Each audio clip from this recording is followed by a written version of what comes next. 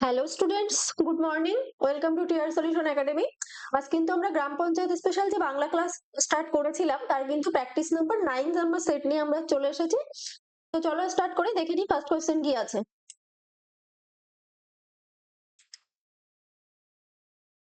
First question দেখো, বাংলা ব্যঞ্জন বর্ণ কটি? বাংলা ব্যঞ্জন বর্ণের টোটাল সংখ্যা কিন্তু বর্তমানে আছে 39টি। তো ফার্স্ট অপশন এ হয়ে যাচ্ছে দেখো সঠিক উত্তর। নেক্সট অপশন বি আছে দেখো 40টি। তো এটি কিন্তু অতীতে অন্তঃস্থ ব এবং বর্গীয় বকে দুটো আলাদা ব্যঞ্জন বর্ণ ধরে সেখানে টোটাল 40টি ধরা হতো, কিন্তু আধুনিক বাংলা ব্যাকরণে বর্তমানে কিন্তু 39টি রয়েছে। নেক্সট কোশ্চেন দেখো, আবিষ্কার শব্দে পেট কাটা মধ্যাংশ হওয়ার কারণ কি? তো সত্যবিধানের নিয়ম অনুযায়ী অ এবং আ ছাড়া কিন্তু অন্য কোনো স্বরধ্বনি মানে সেখানে রস্যই হতে পারে বা রস্যু হতে পারে। এই ধরনের উপসর্গের পর যদি ক, খ, ধরো এই উপসর্গের পর যদি ক, খ, প, ফ এগুলো থাকে এবং তা কিন্তু বিসর্গতে পরিণত হয়। কিসে পরিণত হবে বললাম? বিসর্গতে কিন্তু পরিণত হয়। যেমন আবি যোগ কার, তাহলে হচ্ছে আবিষ্কার। তো এখানে বিতে কিন্তু রস্যই ধ্বনি থাকায় পেট কাটা মধ্যাংশ হয়েছে। তো আবিষ্কার যদি আমি বিশ্লেষণ করি তাহলে কি পাচ্ছি? আবি যোগ কার, এখানে দেখো এই বিসর্গতে পরিণত হচ্ছে, হয়ে কিন্তু সেটা পেট কাটা মধ্যাংশের সাথে যুক্ত হচ্ছে। তো এটি কিন্তু তাহলে সঠিক আনসার হয়ে যাচ্ছে অপশন এ। অ এবং আ ভিন্ন অন্য কোনো স্বরধ্বনি থাকায় কিন্তু সেখানে পেট কাটা মধ্যাংশ যুক্ত হয়েছে। অপশন এ হয়ে যাচ্ছে কারেক্ট আনসার। তো নেক্সট আছে দেখো তৎসম শব্দ বলে। তৎসম শব্দ কিন্তু সত্যবিধান এর নিয়মে ঠিকই হয়, কিন্তু নির্দিষ্ট কারণটি কিন্তু হচ্ছে প্রথম অপশনই হচ্ছে ফার্স্ট অপশন এ। নেক্সট দেখো আছে স্বভাবতই হয়েছে। তো স্বভাবতই কিন্তু পেট কাটা মধ্যাংশ হয় এমন শব্দগুলো আলাদা হয়, যেমন আষাঢ় বা ভাষা বানানে যে পেট কাটা মধ্যাংশ আছে। নেক্সট লাস্ট অপশন দেখো উপসর্গ যুক্ত হওয়ায়। তো উপসর্গ আছে কিন্তু মূল বৈয়াকরণিক কারণে কিন্তু রস্যই কারান্ত ধ্বনির প্রভাব সেখানে প্রযুক্ত হচ্ছে। চলো তো নেক্সট কোশ্চেন দেখে নেব। নিচের কোন বানানটি শুদ্ধ? তো কি বানান আছে আমাদের? শুশ্রূষা, তাই তো? শুশ্রূষা বানানটি কিন্তু এখানে সঠিক উত্তর হয়ে যাবে অপশন বি হচ্ছে কিন্তু কারেক্ট আনসার। তো এটি কিন্তু প্রথম তালবস্যয়ের সাথে রস্যু যুক্ত করতে হবে। প্রথম কিন্তু রয়েছে তালবস্যয়ের রস্যু, প্রথম মনে রাখবে যে রস্যুকার হচ্ছে। দ্বিতীয়ত কি হচ্ছে? দ্বিতীয় তালবস্যয়ের সাথে কিন্তু হচ্ছে র ফলা দীর্ঘ। তো কি হচ্ছে? দ্বিতীয় তালবস্যয়ের সাথে কিন্তু দ্বিতীয় যে তালবস্য আছে তার সাথে কি হচ্ছে? এক হচ্ছে র ফলা আর এক হচ্ছে কিন্তু দীর্ঘ যুক্ত হবে। তো এটি কিন্তু তোমাদের মনে রাখার কৌশল হচ্ছে প্রথম রস্যু তারপরে হবে র ফলা এবং দীর্ঘ। তো এটি কিন্তু হচ্ছে শুরুতে অপশন বি হয়ে যাচ্ছে তাহলে সঠিক উত্তর। নেক্সট কোশ্চেন, জগন্নাথ এর সন্ধি বিচ্ছেদ কোনটি? তো জগন্নাথের সন্ধি বিচ্ছেদ করলে আমরা কি পাবো? জগৎ যোগ নাথ। কি পাচ্ছি? জগৎ প্লাস নাথ হচ্ছে কিন্তু জগন্নাথের সঠিক সন্ধি বিচ্ছেদ। দেখো তো অপশন বি তে আছে জগৎ প্লাস নাথ। অপশন বি তাহলে সঠিক অ্যান্সার হয়ে যাচ্ছে। তো এটি কিন্তু ব্যঞ্জন ধ্বনির নিয়ম অনুযায়ী হচ্ছে। ব্যঞ্জন ধ্বনির নিয়ম অনুযায়ী কি হয়? প্রথমে যদি ত বা দ থাকে এবং তারপরে কি থাকে? তারপরে যদি ন বা ম থাকে, তো উভয়ে মিলে কিন্তু ত এবং দয়ের স্থানে সেই ত ধ্বনি পঞ্চম ধ্বনি দন্তান্নতে পরিণত হয়। নেক্সট কোশ্চেন, গড়মিল শব্দে গড় কোন ভাষার উপসর্গ?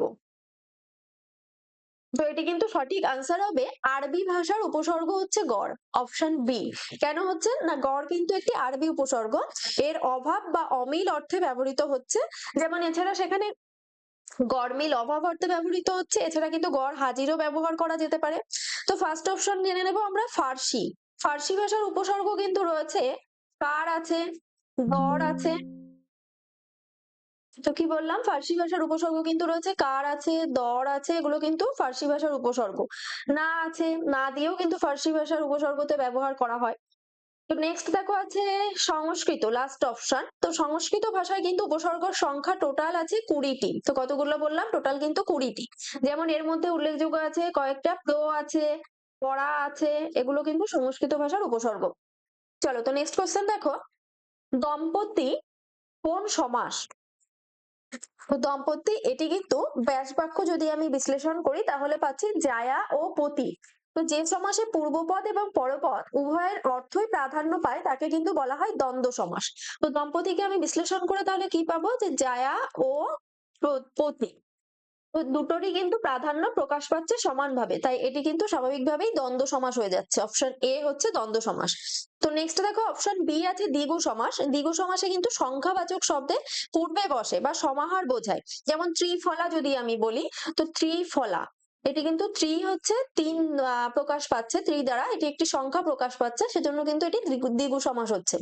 নেক্সট দেখো আছে বহুব্রীহি সমাস। তো বহুব্রীহি সমাসে কিন্তু সমস্যমান পদের অর্থ না বুঝিয়ে অন্য কিছু বোঝায়। নেক্সট লাস্ট অপশন দেখো আছে তৎপুরুষ সমাস। তো তৎপুরুষ সমাসে বিভক্তি লোপ পায় এবং পরপদের অর্থ কিন্তু সেখানে প্রধান হয়। চলো তো নেক্সট কোশ্চেন দেখো, যা দিয়ে বাক্য শুরু হলে তাকে কোন পদ বলে? তো যা দিয়ে যখন বাক্য শুরু হবে সেটাকে কিন্তু সাপেক্ষ সর্বনাম বলা হয়। কেননা বাক্যের দুটি অংশের মধ্যে সম্পর্ক বোঝাতে কিন্তু যে সমস্ত সর্বনাম ব্যবহার করা হয় সেগুলোর মধ্যে কিন্তু রয়েছে যা আছে, তা দিয়ে ব্যবহার করা হয়, যে সে দিয়ে ব্যবহার করা হয়, যিনি তিনি দিয়েও ব্যবহার করা হয়। এরকম থাকলে সেটি কিন্তু সাপেক্ষবাচক সর্বনাম। অপশন বি হয়ে যাচ্ছে সঠিক উত্তর। তো ফার্স্ট অপশন দেখো কি আছে, নির্দেশক সর্বনাম। এগুলো কিন্তু কোনো ব্যক্তি বা বস্তুকে নির্দিষ্ট করে বোঝায়। যেমন কি দিয়ে বোঝায়, এ দিয়ে বোঝায়, ও দিয়ে বোঝায়, ওই দিয়ে বোঝায়। যেমন কোনো নির্দিষ্ট ব্যক্তিকে বোঝানো হয় বা কোনো বস্তুকে বোঝানো হয়। নেক্সট অপশন দেখো আছে প্রশ্নবাচক সর্বনাম। তো প্রশ্ন করার জন্য যেমন ব্যবহৃত হয়, কি কি শব্দ দ্বারা আমরা প্রশ্ন করতে পারি, যেমন কি বা কোথায়, এগুলো দিয়ে কিন্তু আমরা প্রশ্ন চিহ্ন দিয়ে ব্যবহার করতে পারি। নেক্সট লাস্ট অপশন দেখো আত্মবাচক সর্বনাম। তো কর্তার নিজের প্রতি আরোপ করা বোঝায়, যেমন কিন্তু সেখানে নিজে অর্থাৎ নিজের শব্দ দ্বারা ব্যবহার করা হয় বা স্বয়ং দ্বারা ব্যবহার করা হয়, সেগুলো কিন্তু আত্মবাচক সর্বনাম। চলো তো নেক্সট কোশ্চেন দেখো, হরিণ শব্দের স্ত্রীলিঙ্গ কি বা কোনটি? তো হরিণ শব্দ কিন্তু একটি সংস্কৃত স্ত্রী প্রত্যয় দীর্ঘইকারান্ত শব্দ। তো দীর্ঘইকারান্ত কিন্তু শব্দ, যেটা কিন্তু শব্দের শেষে দীর্ঘিকার যুক্ত হয়। তো হরিণ শব্দের স্ত্রীলিঙ্গ তাহলে কি হবে, হরিণী। তো দীর্ঘিকার আমি বললাম লাস্টে যুক্ত হবে, দেখো ফার্স্ট অপশনেই আছে হর অয়রস্যি মূর্ধন্য দীর্ঘী। তো এই দীর্ঘইকার কিন্তু এই মূর্ধন্যয় দীর্ঘিকার রূপে পরিণত হচ্ছে। তো অপশন এ হয়ে যাচ্ছে কিন্তু তাহলে কারেক্ট আনসার। লাস্ট অপশন দেখো আছে মাদি হরিণ। তো লিঙ্গান্তরের কিন্তু সাধারণ নিয়ম অনুযায়ী এটি ব্যবহৃত হলেও ব্যাকরণগত অংশভাবে কিন্তু শব্দ গঠনের দিক থেকে হরিণই হচ্ছে সঠিক শব্দ। নেক্সট কোশ্চেন, আমি কাজটি করেছি এটি কোন কাল? তো আমি কাজটি করেছি মানে কি, আমাদের কাজটি এইমাত্র শেষ হয়েছে কিন্তু তার ফল এখনো পাচ্ছি, তো এরকম হলে সেটি কি কাল হয়, তাহলে পুরাঘটিত বর্তমান কাল। অপশন সি হয়ে যাচ্ছে কিন্তু তাহলে সঠিক উত্তর। ফার্স্ট অপশন কি আছে, সাধারণ বর্তমান। যদি আমি এই সেন্টেন্সটাকেই বলি যে আমি কাজ করি, এটা হচ্ছে সাধারণ ভাবে ঘটছে, সাধারণ বর্তমানে করি মানে প্রতিদিনই প্রতিনিয়ত করতে থাকি। তো নেক্সট দেখো আছে ঘটমান বর্তমান। যদি এই সেন্টেন্সটাকেই আমি ঘটমান বর্তমানে পরিবর্তন করি তাহলে বলবো আমি কাজটি করছি অর্থাৎ এখন করছি বর্তমান সময়ে। নেক্সট লাস্ট অপশন দেখো সাধারণ অতীত। তো সাধারণ অতীতকালে হয়ে গেলে আমি কাজটি করলাম অর্থাৎ আমার কাজটি সম্পন্ন হয়ে গেছে, এটা কিন্তু সাধারণ অতীতকাল হবে। নেক্সট কোশ্চেন, বাঘে মহিষে এক ঘাটে জল খায়, বাঘে মহিষে কোন কর্তা?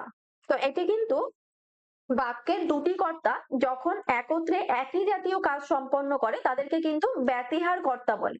তো দেখো ব্যতিহার কর্তা অপশন বি হয়ে যাচ্ছে সঠিক উত্তর। অর্থাৎ বাঘ এবং মহিষে একই জায়গায় জল খাচ্ছে অর্থাৎ একই জায়গায় সমানভাবে তারা কাজ করছে। তো ফার্স্ট অপশন কি আছে দেখো প্রযোজক কর্তা। যে কর্তা অন্যকে দিয়ে কাজ করায় তাকে প্রযোজক কর্তা বলে। যেমন মা শিশুকে চাঁদ দেখাচ্ছেন, তো মা কাজ করছেন শিশুর উপরে, মা মূলত চাঁদটা দেখাচ্ছেন, এরকম হলে কিন্তু সেটা প্রযোজক কর্তা হচ্ছে। নেক্সট আছে দেখো সমধাতুজ কর্তা, অপশন সি। তো এটি কি, এটি কিন্তু ক্রিয়া ও কর্তা একই ধাতু থেকে গঠিত হলে তাকে সমধাতুজ কর্তা বলে। যেমন খেলোয়াড় খেলছে, এটি সমধাতুজ কর্তার একটি উদাহরণ হবে। লাস্ট অপশন দেখো মুখ্য কর্তা। তো কর্তা যখন নিজেই কিন্তু সরাসরি কাজ করে তখন কিন্তু তাকে মুখ্য কর্তা বলা হয়। নেক্সট কোশ্চেন দেখো, জ্ঞানী লোক সকলের দ্বারা আদৃত হন এটি কোন বাক্যের উদাহরণ? তো যে বাক্যে একটিমাত্র কর্তা অর্থাৎ উদ্দেশ্য এবং একটিমাত্র সমাপিকা ক্রিয়া অর্থাৎ একটিমাত্র বিধেয় থাকে, তো তাকে কিন্তু সরল বাক্য বলা হয়। যেমন এখানে কি বলেছে যে জ্ঞানী লোক সকলের দ্বারা আদৃত হচ্ছেন বা আদৃত হয়, তো জ্ঞানী লোক এটা হচ্ছে কর্তা, জ্ঞানী লোক এটা হচ্ছে কর্তা, আর আদৃত হন কিন্তু এটা হচ্ছে ক্রিয়া। তো একটি মাত্র কর্তা পাচ্ছি আর একটি মাত্র ক্রিয়া পাচ্ছি, তো স্বাভাবিকভাবেই সেটা সরল বাক্য হয়ে যাচ্ছে, তাহলে অপশন এ। তো নেক্সট কি আছে আমাদের যৌগিক বাক্য। যৌগিক বাক্যে কিন্তু একাধিক স্বাধীন বাক্য অব্যয় দ্বারা যুক্ত থাকে। অব্যয় দ্বারা বলতে কি, অর্থাৎ ও দিয়ে যুক্ত থাকে, এবং দিয়ে যুক্ত থাকে, কিন্তু দিয়ে যুক্ত থাকে, এগুলো কিন্তু যৌগিক বাক্যের সংযোজক অব্যয়। নেক্সট দেখো আছে জটিল বাক্য। তো জটিল বাক্যে কিন্তু একটি প্রধান খণ্ডবাক্য এবং এক বা একাধিক সাপেক্ষ খণ্ডবাক্য যুক্ত থাকে। যেমন এগুলো কি দিয়ে যুক্ত করা হয়, যে সে, যে সে দিয়ে যুক্ত করা হয়, যদিও, তবু, এগুলো দিয়ে যুক্ত করা হয়, যখন তখন দিয়ে যুক্ত করা হয়, এগুলো দিয়ে কিন্তু জটিল বাক্যে সংযোজক অব্যয় দ্বারা যুক্ত করা হয়। জটিল বাক্যেরই কিন্তু আরেকটা রূপ হচ্ছে এই যে মিশ্র বাক্য। নেক্সট কোশ্চেন দেখো, কোথায় থাকা হয় এটি কোন বাচ্যের উদাহরণ। তো যে বাচ্চে কর্তার চেয়ে ক্রিয়ার অর্থই প্রধান রূপে প্রতীয়মান হয় এবং সাধারণত কর্তা উহ্য থাকে বা গৌণ হয়ে যায়, তাকে কিন্তু ভাববাচ্য বলা হয়। যেমন কোথায় থাকা হয় এটা একটা ভাববাচ্য হচ্ছে, বা আমার খাওয়া হলো না এটাও কিন্তু ভাববাচ্যেরই উদাহরণ হচ্ছে। তো ভাববাচ্য কোথায় আছে দেখো, অপশন সি তাহলে সঠিক অ্যান্সার হয়ে যাচ্ছে। তো ফার্স্ট অপশন কি আছে, কর্তৃবাচ্য, একে কিন্তু কর্তার প্রাধান্যই বেশি থাকে। যেমন তুমি কোথায় থাকো, এখানে যদি থাকতো যে তুমি কোথায় থাকো, তাহলে এখানে তুমি কিন্তু কর্তা হচ্ছে, কর্তৃবাচ্য হবে তাহলে। নেক্সট দেখো আছে কর্মবাচ্য। কর্মবাচ্যে কিন্তু কর্মের প্রাধান্যই প্রধান থাকে। নেক্সট লাস্ট অপশন দেখো আছে কর্ম কর্তৃবাচ্য। তো যেখানে কর্ম এবং কর্তার মতো কাজ করে, যেমন বাঁশি বাজে, এটা কিন্তু কর্মকর্তার মতো কাজ করছে, তাই এটি কিন্তু কর্ম কর্তৃবাচ্য হচ্ছে। নেক্সট কোশ্চেন, প্রত্যক্ষ উক্তিতে চিরন্তন সত্য থাকলে পরোক্ষ উক্তিতে কালের কি পরিবর্তন হবে। তো প্রত্যক্ষ উক্তিতে চিরন্তন সত্য বা বৈজ্ঞানিক সত্য যদি থাকে, তবে সেটি পরোক্ষ উক্তিতে কিন্তু তার কালের কোনরূপ কোনো পরিবর্তন ঘটে না। তো দেখো অপশন সি, কোনো পরিবর্তন ঘটে না, সি হয়ে যাচ্ছে কিন্তু সঠিক উত্তর। চলো তো নেক্সট কোশ্চেন দেখো, যা দমন করা কষ্টকর এক কথায় কি হবে। তো যা দমন করা কষ্টকর তাকে কিন্তু দুর্দমনীয় বলা হয়। তো অপশন বি দেখো আছে দুর্দমনীয়, অর্থাৎ যা কষ্টে দমন করা যায় বা যা দমন করতে কষ্ট হয় তাকে দুর্দমনীয় বলে। তো ফার্স্ট অপশন কি আছে, অদম্য, এর অর্থ কিন্তু যা কোনোভাবেই দমন করা যায় না। নেক্সট দেখো আছে দুর্ধর্ষ, অর্থাৎ এর অর্থ কি যাকে সহজে পরাস্ত করা যায় বা জয় করা যায় না। লাস্ট অপশন দুর্জেয়, এর অর্থ জানা বা বোঝা খুব কঠিন হয়ে যায়, তাকে কিন্তু দুর্জেয় বলা হয়। নেক্সট কোশ্চেন দেখো, বক ধার্মিক বাগধারাটির অর্থ কি। তো বক ধার্মিক, বক যেমন সাধুর মতো এক পায়ে দাঁড়িয়ে থাকে অথচ সুযোগ পেলেই মাছ শিকার করে, তেমনি ব্যক্তি কিন্তু বাইরে সাধুর বেশ ধারণ করে কিন্তু ভেতরে তিনি প্রতারক থাকেন, তাকে কিন্তু বক ধার্মিক বলা হয় বা ভণ্ড সাধুও বলা হয়। তো অপশন এ দেখো আছে ভণ্ড সাধু, সঠিক অ্যান্সার হয়ে যাচ্ছে এটি। নেক্সট কোশ্চেন, সমুদ্র শব্দের সমার্থক শব্দ কোনটি। তো সমুদ্র শব্দের সমার্থক শব্দ দিয়েছে পারাবার, পারাবার কিন্তু সমুদ্রের সমার্থক শব্দ। জলধিও হচ্ছে সমুদ্রের একটি সমার্থক শব্দ, রত্নাকরও কিন্তু সমুদ্রের সমার্থক শব্দ। তো লাস্ট অপশন দেখো সবগুলোই ঠিক, তো অপশন ডি তাহলে কারেক্ট অ্যান্সার হয়ে যাচ্ছে। নেক্সট দেখো, মৃগ শব্দের অর্থ কি। মৃগ শব্দের অর্থ কি, মৃগ শব্দের অর্থ কিন্তু হরিণ, অর্থাৎ প্রাচীন যুগে মৃগ বলতে যে কোনো বন্য পশুকে বোঝানো হতো। যেমন মৃগয়া মানে হচ্ছে পশু শিকার বোঝাতো, অর্থাৎ অর্থ সংকোচনের ফলে বর্তমানে কিন্তু এটি শুধুমাত্র মৃগ অর্থ কিন্তু হরিণকেই বুঝিয়ে থাকে। তো অপশন বি দেখো হরিণ তাহলে সঠিক উত্তর হয়ে যাচ্ছে। তো ফার্স্ট অপশন যে আছে বাঘ, অপশন এ, তো বাঘের সমার্থক শব্দ কিন্তু হচ্ছে ব্যাঘ্র বা শার্দুল।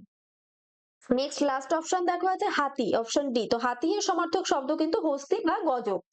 চলো নেক্সট কোশ্চেন, নকশিকাঁথার মাঠ কার রচনা।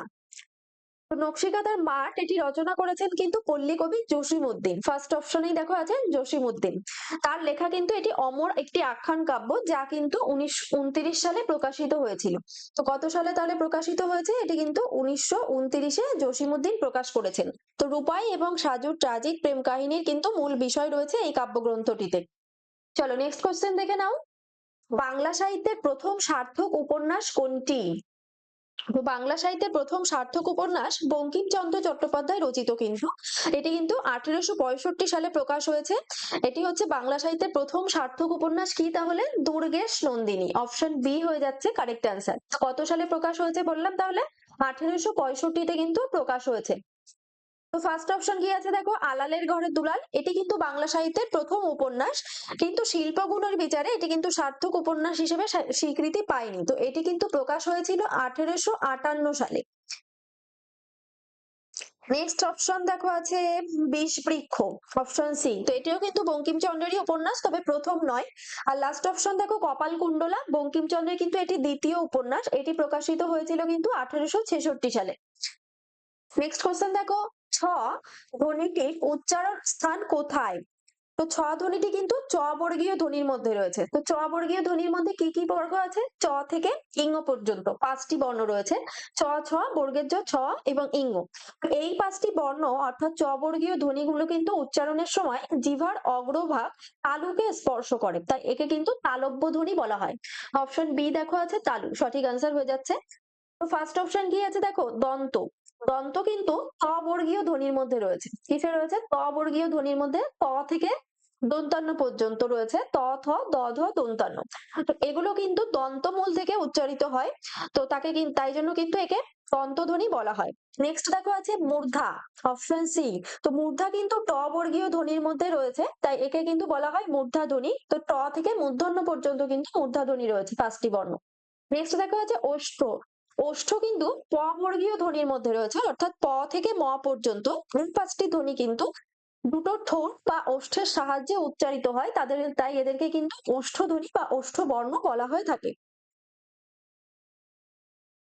দেখো, তো আজকের ক্লাস এই পর্যন্তই থাকছে। নেক্সট ক্লাসে আবার তোমাদের সাথে দেখা হচ্ছে। প্রত্যেকে ভালো থাকবে, ভালো করে প্রিপারেশন নাও এবং প্রত্যেকে একটু কাউন্ট করে জানাবে কে কত স্কোর করলে।